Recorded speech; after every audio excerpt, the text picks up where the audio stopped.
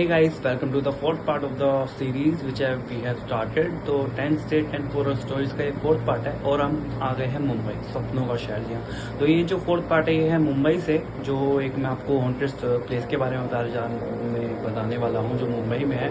मुंबई को अपने को शहर भी कहा जाता है, जहाँ पे काफ़ी लोग अपना सपना पूरा करने जाते हैं। कोई एक्टर बनने जाता है, कोई जॉब करने जाता है, कोई कुछ करने जाता है। तो ऐसे ही सपनों के शहर में रहने के लिए भी लोगों को जगह चाहिए होती है। तो मुंबई में काफ़ी सारी चॉल्स होती हैं। चॉल का मतलब होता है एक बिल्डिंग होती है जिसमें काफ़ी सारे कमरे होते हैं और काफ़ी सारे लोग उसमें अपने एक छोटे छोटे कमरों में रहा करते हैं, तो उसको चॉल बोलते हैं। तो ये हुआ था जब 1900s में एक टेक्सटाइल मिल्स वहाँ पे खोली गई थी। तो काफ़ी वहाँ पे एम्प्लॉयमेंट का सोर्स बढ़ गया था और काफ़ी लोग वहाँ पे माइग्रेट करने लग गए थे।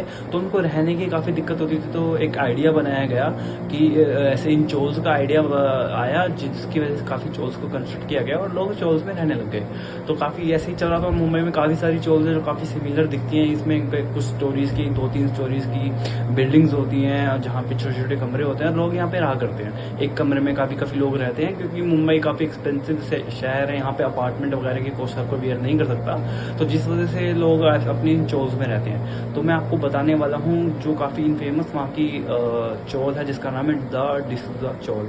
तो जो डिसूजा चॉल है ये भी 1900s के बाद ही बनाई गई थी। और 1900s में जो सबसे पहली चॉल थी वो मीर गांव एक करके वहाँ पे जगह है, मीरा गांव, वहाँ पे बनाई गई थी पहली चॉल। ये आइडिया काफ़ी फेमस हुआ, काफ़ी सक्सेसफुल हुआ, तो काफ़ी सारी चॉल्स बनने लग गई।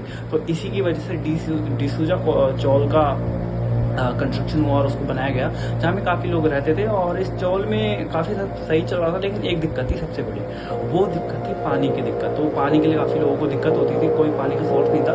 तो इसी वजह से एक काफ़ी वहाँ पे ढूंढा गया कि अंडरग्राउंड वाटर का सोर्स ढूंढा गया, और उस चॉल के बीचों बीच वहाँ पे एक सोर्स मिला और वहाँ पे एक वेल बना दिया गया, एक कुआं। तो इस चॉल के बीच में कुआं था जहाँ पे सारे जहाँ से पानी लिया करते थे और सब सॉर्टेड हो गया था। लेकिन एक रात क्या होता है, एक औरत जिसका नाम होता है कि जिसका नाम मारिया होता है, वो जाती है अपना, उसको प्यास लगती है, उसके घर में पानी नहीं होता है, तो वो सोचती है कि अब उसको बाहर ही जाना पड़ेगा। तो वो कुएं में पानी लेने जाती है, लेकिन जैसे ही वो जाती है उसका पैर फिसल जाता है, और पैर फिसलने की वजह से वो कुएं के अंदर ही गिर जाती है। और वो काफ़ी आवाज़ लगाती है, चिल्लाती है बचाओ बचाओ। लेकिन रात का समय था तो कोई ध्यान नहीं देता और कोई आता नहीं है, तो ऐसे ही उसी कुएं में डूब के मर जाती है। और सुबह जब बाकी औरतें, बाकी लोग वहाँ पे जाते हैं कुएं में, तो उसको मारिया की वहाँ पे लाश मिलती है जो उसमें तैर रही होती है। तो वो शोर मचाती है, साथ काफ़ी लोगों को बुलाती है। लोग वहाँ पे आते हैं, उसकी बॉडी को निकालते हैं। तो और फिर उस कुएं को बंद कर दिया जाता है, क्योंकि पानी भी ख़राब हो गया था और वो औरत गिर गई थी। और जो उस औरत की फैमिली होती है वो वहाँ से शिफ्ट कर जाती है कुछ ही टाइम बाद।